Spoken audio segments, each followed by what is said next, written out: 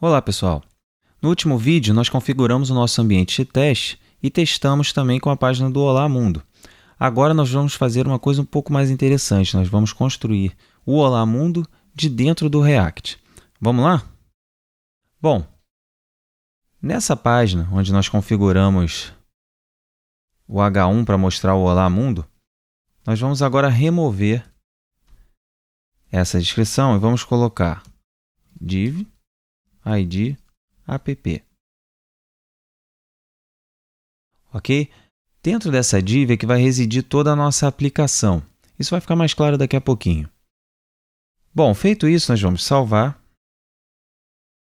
e vamos criar um novo arquivo. src/app.js. Isso vai criar um arquivo app, que é esse aqui, dentro da pasta src. Ok? Como o meu servidor já está rodando e ele atualiza automaticamente conforme eu faço alguma mudança, vocês vão ver a tela mudando aqui toda vez que eu salvar, tá bom? Então vamos lá. Nós criamos esse arquivo app.js e nós vamos colocar algumas declarações aqui. A primeira coisa que a gente precisa é importar o React para dentro da nossa aplicação. Então vamos lá, import React from React. Essa declaração ela pega tudo que está no pacote React, que nós colocamos como uma dependência lá naquele arquivo package.json, está aqui, e ele coloca para dentro dessa variável React que nós vamos usar aqui dentro. A gente vai precisar também do React DOM. E a declaração é parecida. Sendo que aqui a gente coloca o pacote React DOM. Ok? O React DOM ele tem um método chamado render, que renderiza os componentes do React. E aí aqui a gente vai criar o nosso componente Olá Mundo, que vai ser bem parecido com aquele que a gente botou no HTML. H1 Olá Mundo. Vamos colocar uma vírgula aqui. E o segundo parâmetro desse método render é um DOM no nosso HTML, onde ele vai renderizar esse conteúdo aqui. Que no nosso caso é o document.getElementById app. Vamos salvar. Ele vai atualizar aqui do lado. E pronto. O que está acontecendo? A gente importou o React, importou o React DOM, que é responsável por renderizar os componentes dentro do nosso DOM. E ele está pegando essa instrução que nós demos aqui e jogando para dentro da tag da div com id app, que é essa daqui.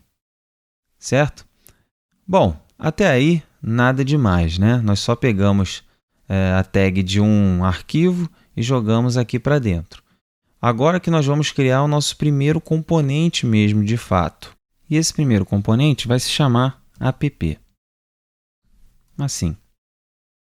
Por padrão, normalmente, a gente começa o nome de um componente com a letra maiúscula, né? Descrevendo o que ele significa.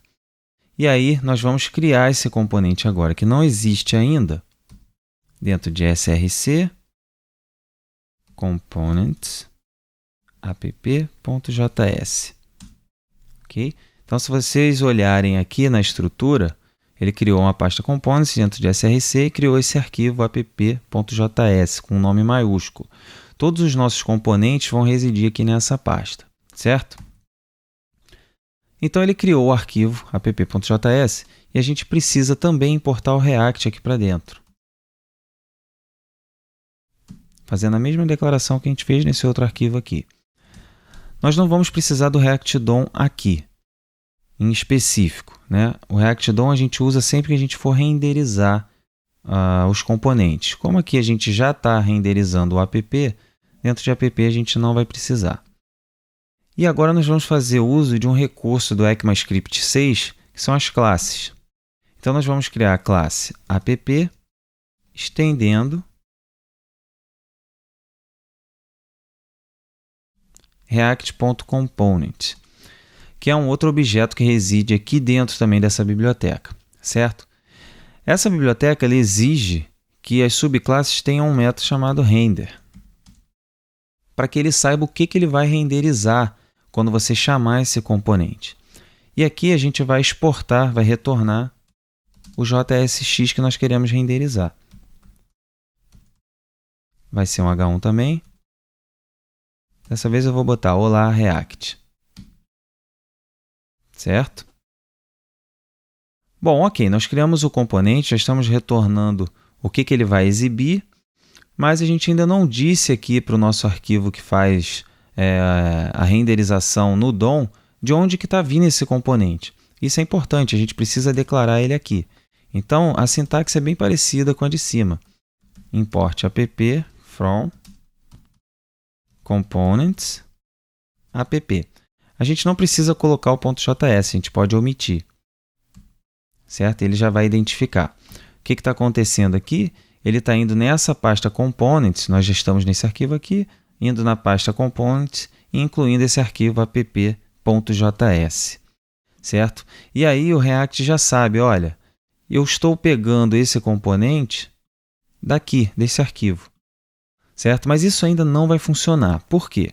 Toda vez que a gente faz um import, ele espera que você retorne alguma coisa desse arquivo. Nesse caso aqui, a gente não está retornando nada do arquivo. A gente precisa dizer, olha, quando você importar esse componente, eu quero que você exporte esta classe aqui como default. Certo? Para isso, a gente precisa colocar a declaração antes da classe. Export default classe.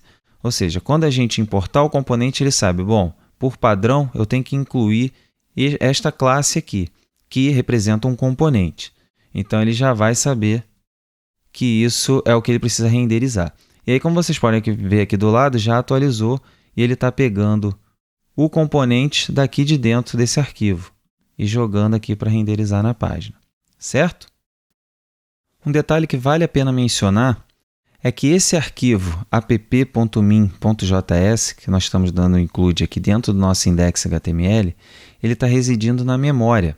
Ou seja, o Webpack Dev Server, que está rodando aqui no fundo, toda vez que nós atualizamos um componente, um script, que vive aqui dentro dessa pasta src, ele gera um novo bundle e joga isso para a memória, que é de onde o browser lê. Esse trabalho é feito diretamente pelo Webpack Dev Server, a gente não precisa se preocupar. Se você for ver aqui dentro de public.js, não tem nenhum arquivo app.min.js. Ou seja, essa informação está vindo direto da memória e quem faz isso é o Webpack Dev Server, ok? Só para não gerar nenhuma confusão. Então, pessoal, no próximo vídeo a gente vai deixar as coisas um pouquinho mais interessantes. A gente vai começar a criar o nosso contador, beleza? Vejo vocês lá!